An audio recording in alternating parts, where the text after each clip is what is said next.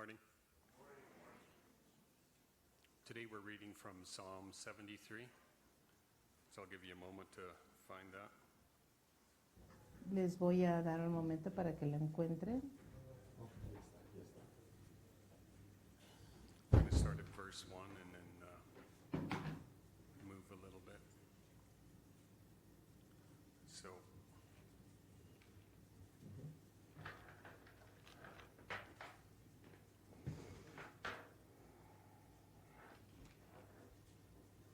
okay. Surely God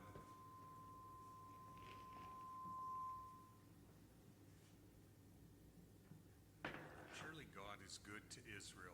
Salmo 73:1. En verdad, cuán bueno es Dios con Israel, con los puros de corazón. Yo estuve a punto de caer y por poco me resbalo. Sentí envidia de los arrogantes al ver la prosperidad de esos malvados. Ellos no tienen ningún problema. Su cuerpo está fuerte y saludable. Libres están de los afanes de todos. No les afectan los infortunios humanos. Por eso, lucen su orgullo como un collar y hacen gala de su violencia.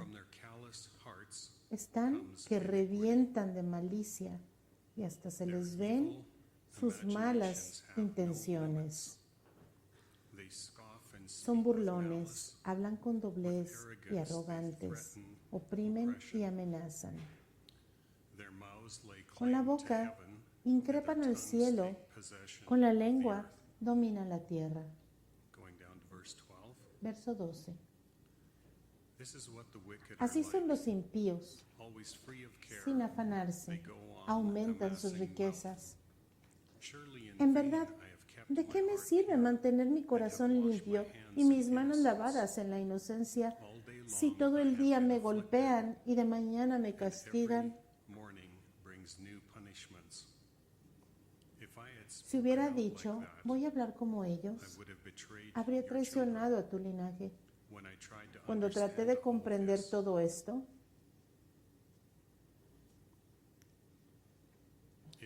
me resultó una carga insoportable. Hasta que entré en el santuario de Dios, allí comprendí cuál será el destino de los malvados. En verdad, los has puesto en terreno de resbaladizo y los empujas a su propia destrucción. En un instante serán destruidos, totalmente consumidos por el terror.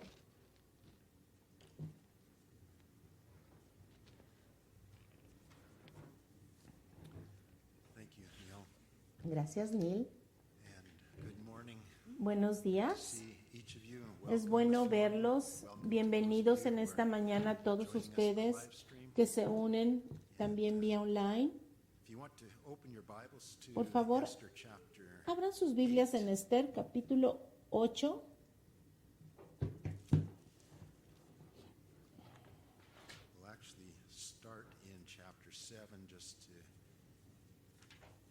De hecho, el capítulo 7 nos da el contexto de lo que vamos a estudiar, pero antes de comenzar vamos a orar. Padre Celestial, te damos gracias por tu presencia en nosotros, por darnos esperanza, propósito. Te damos gracias porque no solo nos das propósito, sino fortaleza, vida, gozo.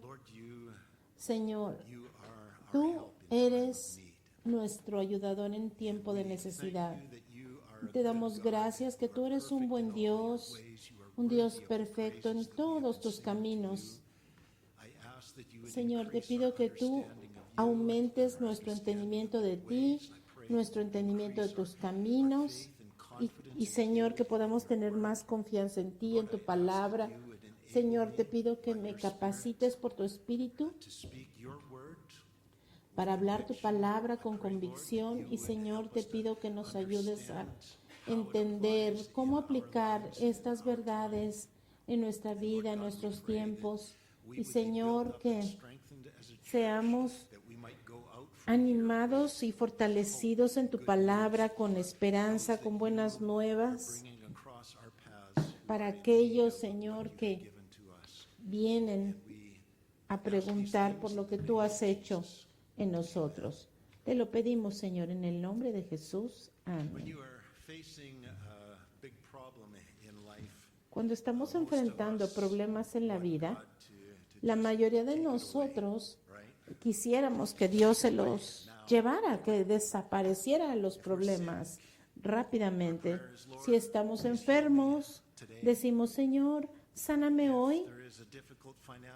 Si tenemos una crisis financiera, decimos, Señor, que aumente mis ingresos, que me saque la lotería o lo que sea para que se vaya este problema.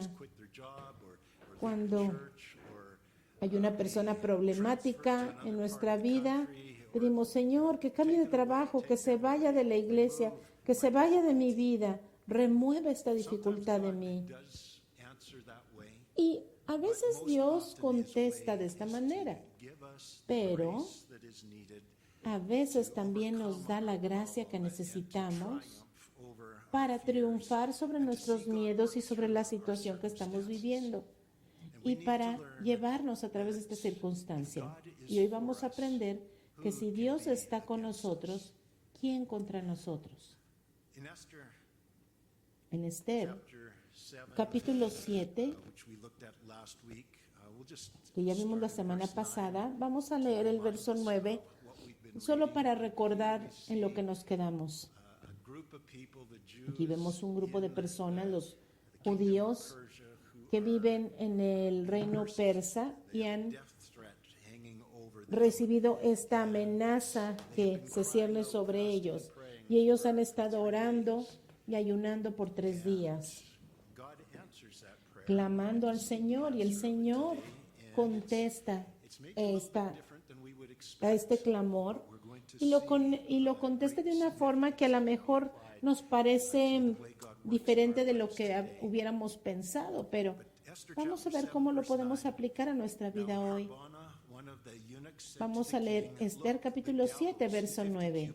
Y Jarboná, uno de los eunucos que atendían al rey, dijo: hay una estaca de 25 metros de altura junto a la casa de Amán. Él mandó colocarla para Mardoqueo, el que intervino en favor del rey.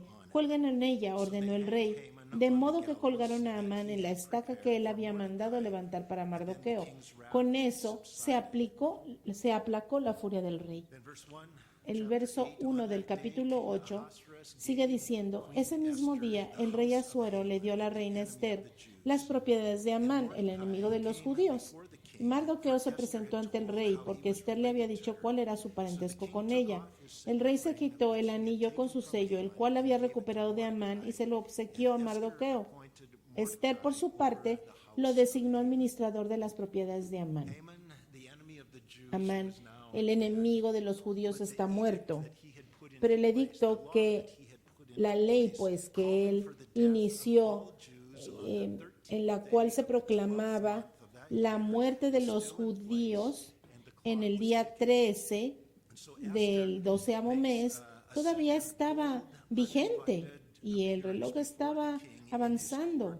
Así que Esther otra vez invita al rey para hacer algo para salvar las vidas de su pueblo, los judíos. Ahora, esa ley que se puso está todavía vigente, no se puede hacer nada para eliminarla. Así que vamos a ver qué es lo que hizo Esther en el verso 3. Luego Esther volvió a interceder ante el rey y se echó a sus pies y con lágrimas en los ojos le suplicó que pusiera fin al malvado plan que Amán el agageo había maquinado contra los judíos. El rey le extendió a Esther el cetro de oro. Entonces ella se levantó y, permaneciendo de pie ante el rey, dijo: si me he ganado el favor de su majestad y si piensa que es lo correcto y está contento conmigo, dígnese dar una contraorden que invalide los decretos para aniquilar a los judíos que están en todas las provincias del reino, los cuales fraguó y escribió Amán, el hijo de Amedata, el agageo. Porque ¿cómo podría yo ver la calamidad que se cierne sobre mi pueblo? ¿Cómo podría ver impasible el exterminio de mi gente? Vemos aquí una Esther muy diferente a la que vimos al principio de este libro. Antes, cuando ella no se identificó con el pueblo de Dios, más preocupada que por su propia seguridad que la de su pueblo, ella no dijo nada, pero ahora ella es valiente, toma la iniciativa, entra a la presencia del rey con lágrimas en los ojos, clamando por la vida de los judíos, declarando que no puede soportar ver esta maldad en su pueblo, sobre su pueblo. Aquí vemos que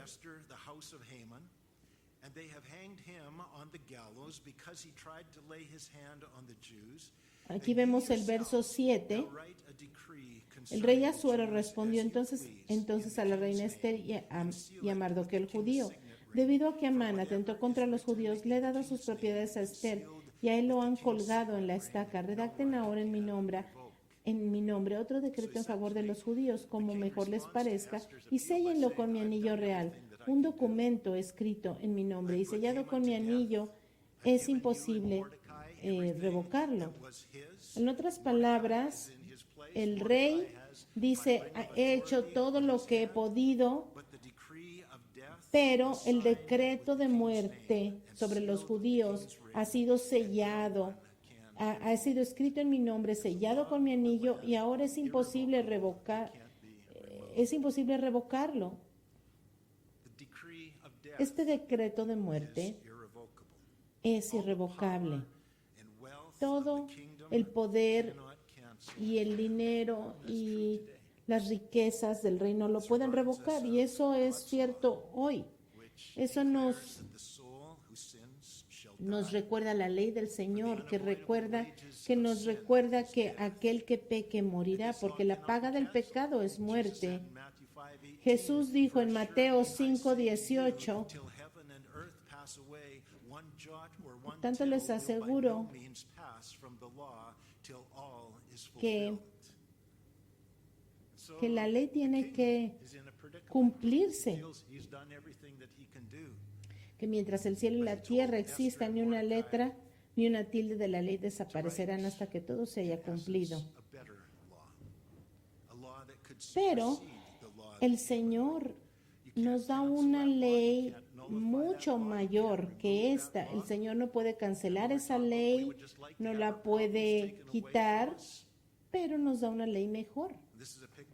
Y esta es una imagen de lo que leemos en Hebreos 8:6, concerniente al nuevo pacto, que es el Evangelio, y está escrito en la sangre de Jesucristo. Hebreos 8:6, pero el servicio sacerdotal que Jesús ha recibido es superior al de ellos, así como el pacto del cual es mediador es superior al antiguo, puesto que se basa en mejores promesas. ¿Mejores que cuáles? Mejores que el primer pacto, el pacto de la ley.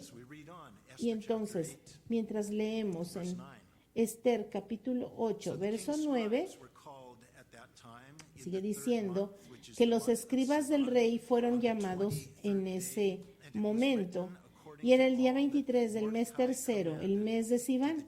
Se escribió todo lo que Mardoqueo ordenó a los judíos y a los sátrapas, intendentes y funcionarios de las 127 provincias que se extendían desde la India hasta Cus. Esas órdenes se promulgaron en la escritura de cada provincia y en el idioma de cada pueblo, y también en la escritura e idioma propios de los judíos. ¿No les parece esto como la palabra de Dios, el Evangelio a todos los pueblos y naciones en todos esos idiomas? Y aquí vemos que Mardoqueo está escribiendo estos decretos, esta ley. Verso 10, Mardoqueo escribió los decretos en nombre del rey Asuero, los selló con el anillo real y los envió por medio de mensajeros del rey, que montaban veloces corceles en las caballerizas reales. Entonces, la nueva ley no cancela la ley antigua, sino que provee un modo de salvación de la condenación de la primera ley. Y fíjense, toda la gente en todas partes del reino, aun aquellos en las provincias más remotas del reino, iban a tener estas noticias traducidas en sus propios idiomas. Estas buenas noticias tienen que llegar rápidamente. Por eso usan estos caballos veloces, porque hay urgencia. Aquellos que están bajo la condenación de muerte necesitan oír estas noticias antes que sea demasiado tarde. Y esto nos recuerda el Evangelio traducido en todos los idiomas del mundo y enviado con un sentido de urgencia a las naciones. Marcos 16:15, Jesús dijo: vayan por todo el mundo y anuncien las buenas nuevas a toda criatura, y el que crea y sea bautizado será salvo. Es decir, públicamente identificándose con Jesucristo será salvo. Estas son las buenas nuevas. ¿Y cuál era la nueva ley que Mardoqueo escribió? Esther 8, verso 11. Por esas cartas, el rey permitió a los judíos que estuvieran en todas las ciudades que se reunieran y se protegieran sus vidas de la destrucción. Podían defenderse, exterminar, matar y aniquilar a cualquier fuerza armada de cualquier pueblo o provincia que los atacara a ellos o a sus mujeres y niños, y apoderarse de los bienes de sus enemigos para llevar. Esto acabó en todas las provincias del rey Asuero. Los judíos fijaron el día 13 del mes 12, que es el mes de Adar. Mardoqueo no pudo abolir la primera ley, pero escribe una segunda ley que les da el poder a los judíos para defenderse y para matar a sus enemigos en defensa propia. Y esta es una imagen de la guerra espiritual de los cristianos. Nuestro enemigo no ha sido removido. Efesios 6 nos dice que nosotros no tenemos lucha contra sangre ni carne, sino contra fuerzas espirituales. Pero a través del Evangelio que nos dio el Señor, nosotros podemos estar fuertes, fortalecidos en el día malo. Cuando venga el enemigo podemos pelear.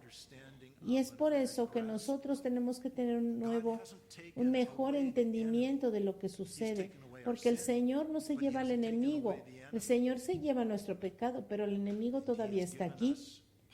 Pero el Señor nos ha dado el poder en el nombre de Jesucristo. Él nos da poder y autoridad para ejercitar ese poder sobre nuestro enemigo. Verso 13.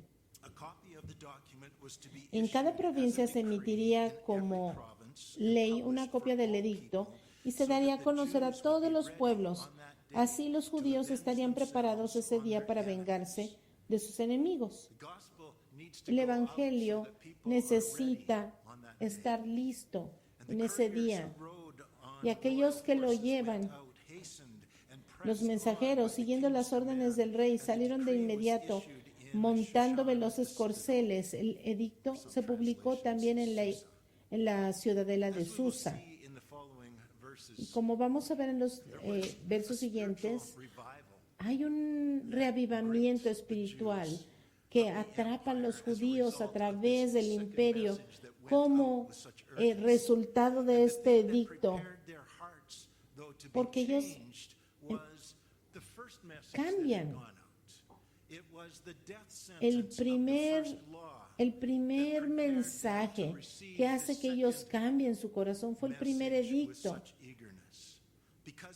Pero a causa de esa primera ley que los condenaba a muerte, ellos empiezan a clamar al Señor con ayuno, con oración, con clamor, para que el Señor les protegiera, para que el Señor les mandara salvación, liberación.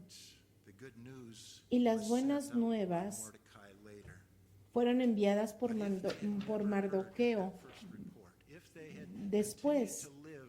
Pero si ellos hubieran estado ignorantes del peligro que les acechaba, si ellos no supieran, cuando ellos hubieran recibido el segundo mandato, pues ellos hubieran dicho, bueno, ¿cuál peligro? ¿Cuáles enemigos? ¿Cuál? Ellos nunca hubieran entendido cuál era la preocupación por sus vidas, nunca hubieran clamado por salvación, nunca hubieran estado contentos o animados por este nuevo mensaje. Y en nuestro mundo, el Evangelio y el Antiguo Testamento tienen la misma función. El Antiguo Testamento es aquel que nos muestra la ley antigua, prepara nuestros corazones para que sepamos que todos hemos fallado, todos hemos transgredido la ley y ahora conocemos nuestra condición porque ya escuchamos la ley.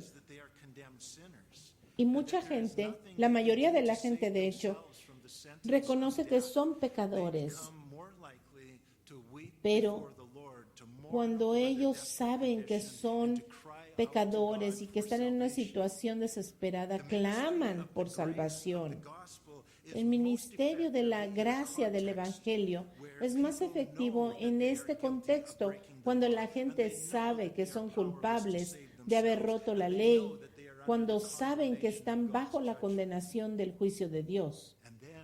Y entonces, con ese conocimiento, cuando la gracia del Evangelio viene a ellos, ellos reciben al Señor con buen corazón.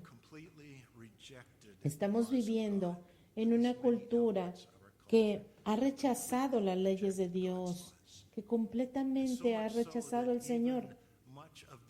Y la iglesia también está con temor de decir que es pecado, porque vivimos en un ambiente donde cada vez más gente está ignorante de su condición, no tiene ni la menor idea de cuál es el problema delante de Dios.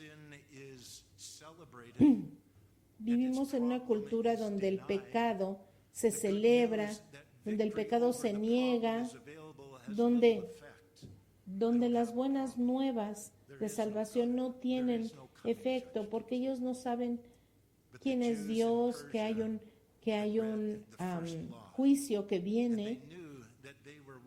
Pero los judíos en Persia habían leído la primera ley, sabían de lo que se trataba, y ahora que reciben el nuevo edicto, se regocijan y están contentos. Verso 15.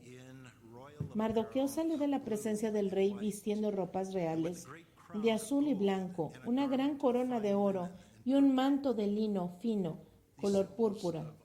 Esto simboliza el honor y la autoridad y el poder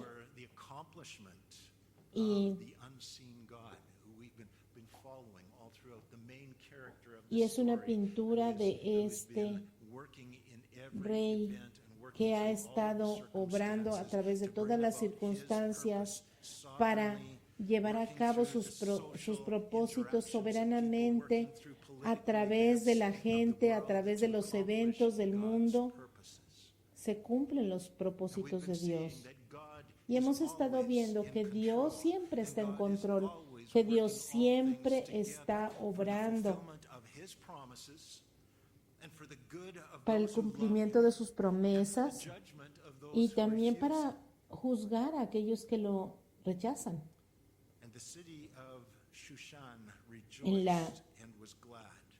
en la ciudad de Susa hubo regocijo.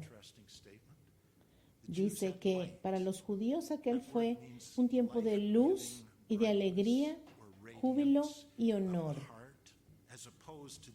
Y esto habla de la radiancia del corazón. Ha habido un cambio de corazón, ha habido un cambio en la naturaleza del corazón de la gente. Y a causa de esto hay luz, hay alegría, júbilo y honor. Los judíos habían sido honrados por la gente. Vamos un poco atrás a Esther capítulo 6.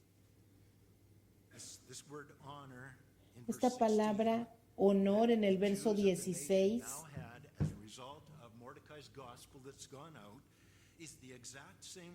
y esta es la misma palabra que dice: cuando entró Amán, el rey le preguntó: ¿cómo se debe tratar al hombre a quien el rey desea honrar? ¿Se acuerdan esta situación en la que Amán pensó que el rey no tenía otra persona más a que honrar sino a él? Y entonces, esa clase de honor fue la que se le dio a los judíos. Verso 17 de Esther 8.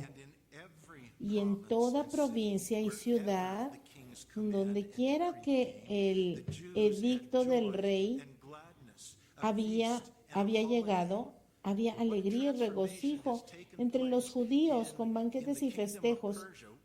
Imagínense qué cambio cuando Mardoqueo y Esther ceden su corazón al Señor. Esto viene a traer beneficio. No hubo ningún lugar donde que no hubiera sido impactado por este cambio, que no hubiera sido beneficiado por este cambio. Ahora Amán, el hombre malvado, está fuera del reino, y ahora Mardoqueo está al mando, y ahora todas las cosas funcionan para el bien del reino.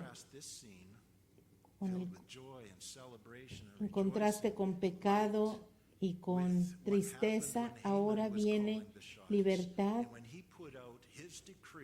En contraste, cuando Amán era el que estaba en poder, él pone estos decretos de muerte sobre los judíos, y ahora viene este tiempo de alegría. Esther 3:15, vamos a ver el contraste aquí. Cuando Esther, la joven que Mardoqueo había adoptado y que era hija de su tío Abijail, le llegó el turno de presentarse ante el rey. En Esther capítulo 4, verso 3, dice: y en cada provincia donde llegaba el edicto y la orden del rey, había gran duelo entre los judíos, con ayuno, llanto y lamentos. Muchos de ellos, vestidos de luto, se tendían sobre la ceniza. Los únicos que estaban contentos y estaban en paz cuando Amán estaba en control eran los malvados. Amán era malvado y él estaba contento. Él era malvado, estaba contento, y todos los malvados junto con él. Pero ahora, con Mardoqueo en el mando, hay regocijo a través del reino. Los enemigos se han ido y ahora el lamento ha cambiado en gozo. Proverbios 28:12 dice que cuando los justos triunfan, se hace gran fiesta, y cuando los impíos se imponen, todo el mundo se esconde. Proverbios 29:2 dice que cuando los rectos están en autoridad, el pueblo se regocija, pero cuando el malvado reina, el pueblo gime. En nuestro país, aquí en Canadá, ya tuvimos una probadita de lo que es ser gobernados por el malvado. Así que hay que orar por nuestros líderes. Hay que orar. Así como la gente del imperio persa oró y ayunó para que todas estas cosas se revirtieran.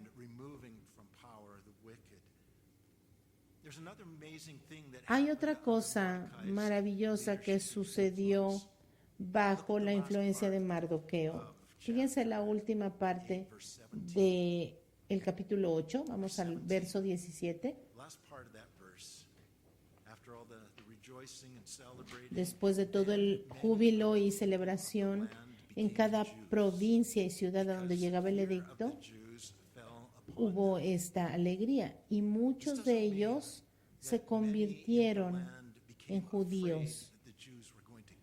Y no porque tuvieran miedo de los judíos, porque tuvieran miedo de ser judíos, porque los judíos solamente estaban autorizados a matar a aquellos que los atacaran.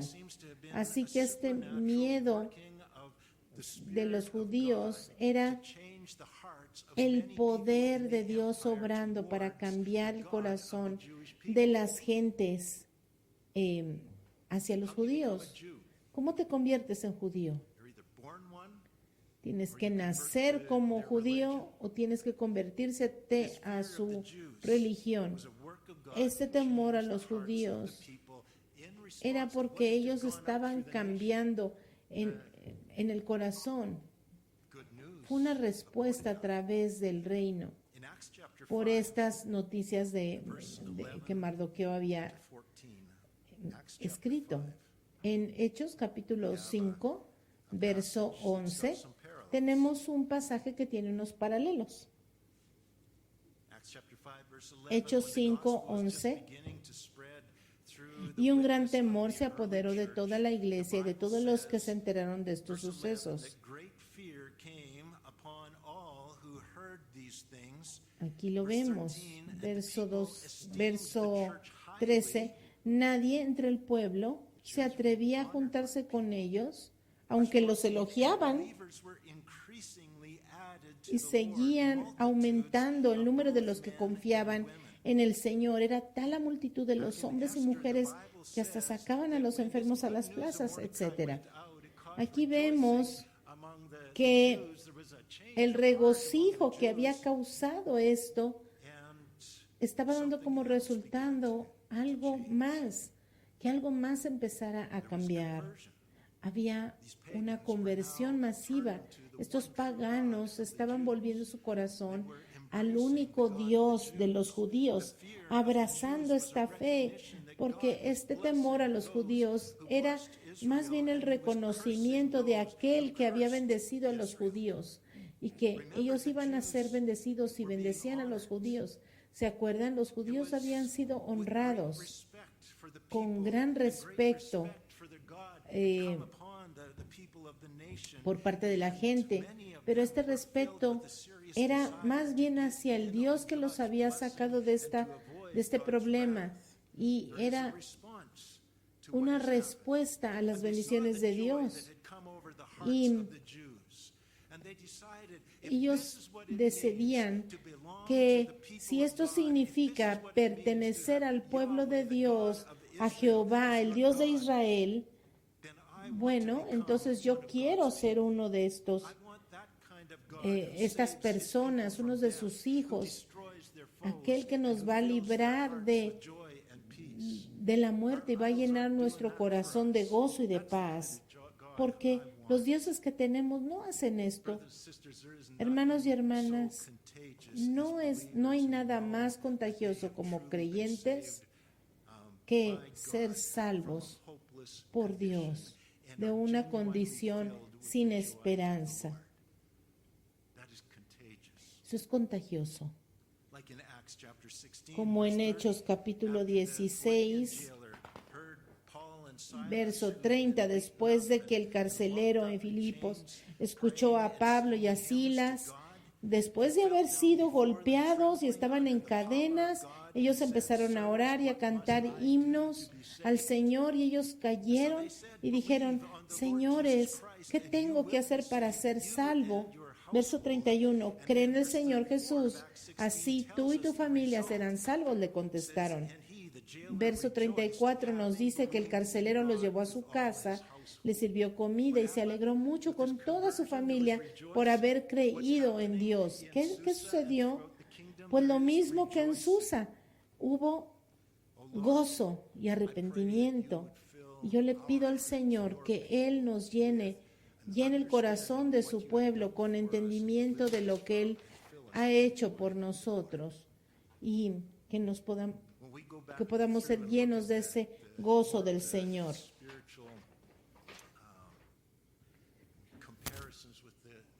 Y hay muchas comparaciones, hay muchos tipos y sombras que nos apuntan al Evangelio y al Nuevo Testamento. Y lo que estamos leyendo es una imagen de la vida que ha triunfado sobre el pecado. Y ahora llegamos a la fecha cuando la gente del reino está autorizada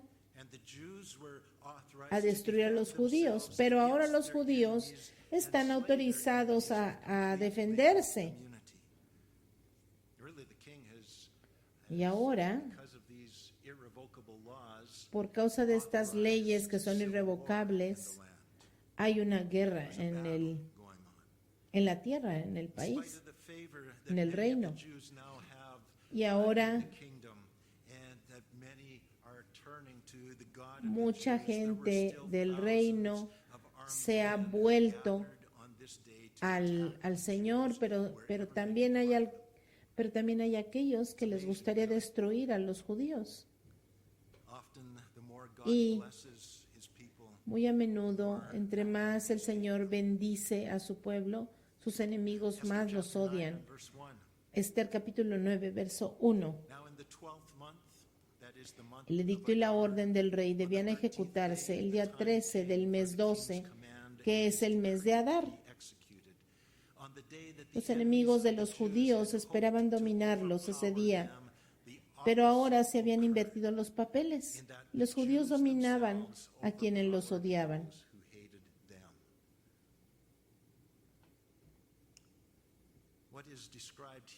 Lo que se describe aquí, como en el resto de la historia, es el personaje principal que no se ve, silencioso, está trabajando atrás de la escena para asegurar que los enemigos sean derrotados y sus hijos salgan victoriosos. Y esta es una imagen de nosotros, los hijos de Dios, el pueblo de Dios. Hay un Dios que no se ve, pero que está en control, obrando a través de las circunstancias de la vida para asegurar que aquellos que confiamos en Él vamos a salir victoriosos y para asegurar que nuestros enemigos serán derrotados. Fíjense la expresión en el verso 1. El día que los enemigos de los judíos esperaban dominarlos, había sucedido completamente lo contrario. Vemos aquí que el enemigo está tratando de ganar, pero sus esfuerzos son derrotados y los enemigos de los judíos eran los agresores. Los judíos no podían iniciar esta situación, pero ellos podían defenderse y por la gracia de Dios salieron victoriosos. Así como cuando Amán construyó la horca, él era el agresor, pero por la gracia de aquel que obra para nuestro bien, ahora Amán está colgando en su propia horca. Los enemigos de los judíos estaban esperando eliminarlos en el día 13 de Adar y atacarlos, pero a causa de que Dios está obrando y está llevando a cabo su promesa de maldecir a los que maldicen a su pueblo, sus enemigos murieron y fueron arrasados en ese día 13 del mes de Adar. Hay algo vital en nuestra vida cristiana cuando experimentamos conflicto y oposición. ¿Por qué es que Dios no removió a Satanás del jardín del Edén? Bueno, pues porque el Señor quería llevar a cabo algo a través de ello. ¿Por qué es que Dios no se lleva ese problema que tienes en la vida? Porque el Señor quiere que tú confíes en la gracia de Dios y lo apliques en esa situación y confíes que el Señor está obrando a través de esa situación para tu bien. Hoy en día los enemigos de Dios están buscando eliminar al pueblo de Dios.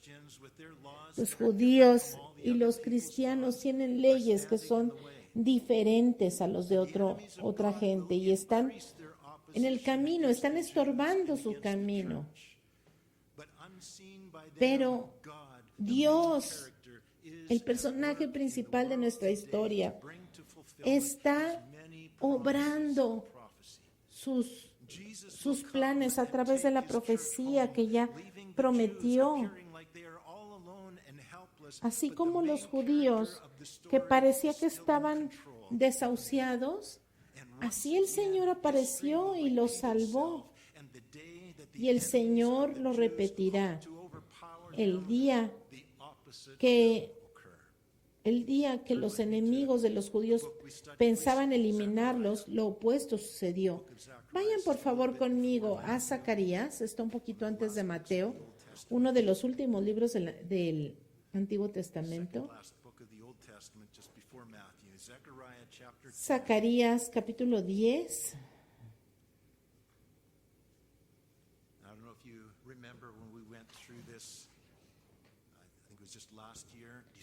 Creo que el año pasado hablamos algo de esto. Zacarías 10:3 dice la segunda parte del verso 3, dice: ciertamente el Señor Todopoderoso cuida de Judá, que es su rebaño. Verso 5, todos juntos serán como héroes que combaten sobre el lodo de las calles, que luchan contra jinetes y derriban, porque el Señor está con ellos. Verso 6, yo fortaleceré la tribu de Judá y salvaré a los descendientes de José. Me he compadecido de ellos y los haré volver. Será como si nunca los hubieran rechazado, porque yo soy el Señor su Dios, y les responderé. Efraín se volverá como un guerrero y su corazón se alegrará, como si tomara vino. Sus hijos lo verán y se pondrán felices. Su corazón se alegrará en el Señor. Yo lo llamaré y los recogeré. Cuando los haya redimido, serán tan numerosos como antes.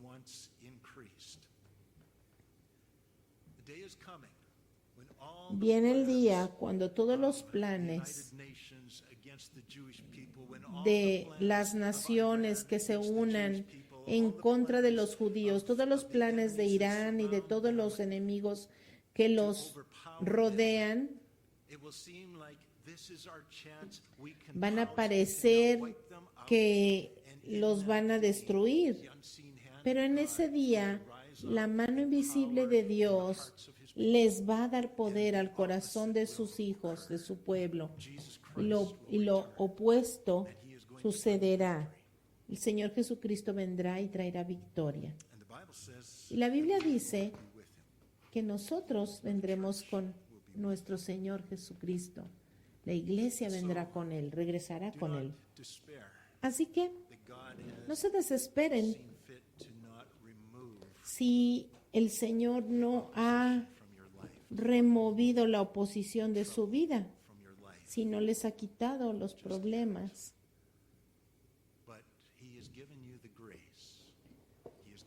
El Señor les ha dado la gracia, la autoridad, el poder para salir victoriosos en cualquiera que sea la situación. Por la gracia de Dios, porque su evangelio es verdadero y por el amor de Jesucristo, la iglesia triunfará. Porque si Dios está con nosotros, ¿quién contra nosotros? Señor, te damos gracias por tu presencia invisible y porque tú estás obrando en nosotros, entre nosotros. Te doy gracias, Señor, por los testimonios que escuchamos de tiempo en tiempo. Sabemos que tú estás obrando, estás llevando a cabo tus planes y tus propósitos en nosotros. Sí, Señor, nosotros batallamos y enfrentamos peligros. Te pido que llenes nuestros corazones con confianza, con esa seguridad de que tú estás ahí, que tú estás en control, que tú estás obrando. No nuestro plan, no lo que parece correcto en nuestras propia entendimiento, sino que tú, Señor, estás con nosotros aún en los tiempos difíciles. Señor, y te alabamos y te bendecimos por lo que tú estás haciendo en situaciones difíciles. Nos vamos a regocijar, Señor, con lo que tú vas a hacer, porque sabemos que mientras estuvimos pasando por esas dificultades, tuvimos hermanos y hermanas que no nos dejaron solos, que estuvieron orando por nosotros, que tú estuviste con nosotros ahí. Señor, que no nos olvidemos que tu tardanza es porque no quieres que nadie perezca, sino que todos procedan al arrepentimiento. Y tú estás esperando pacientemente.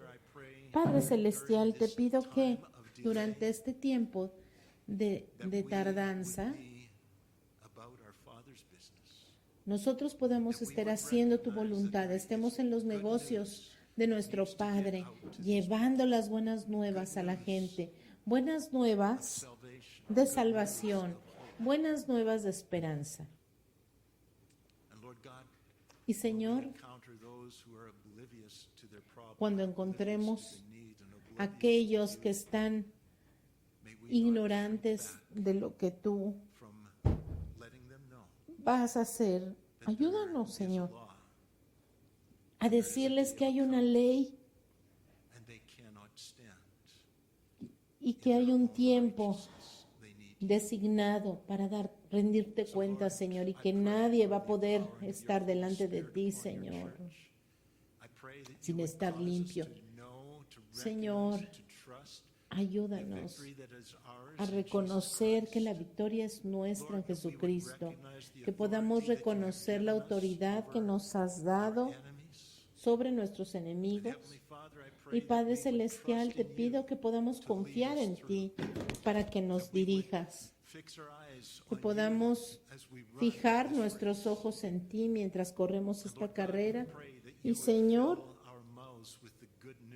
que llenen nuestras bocas con las buenas nuevas de salvación,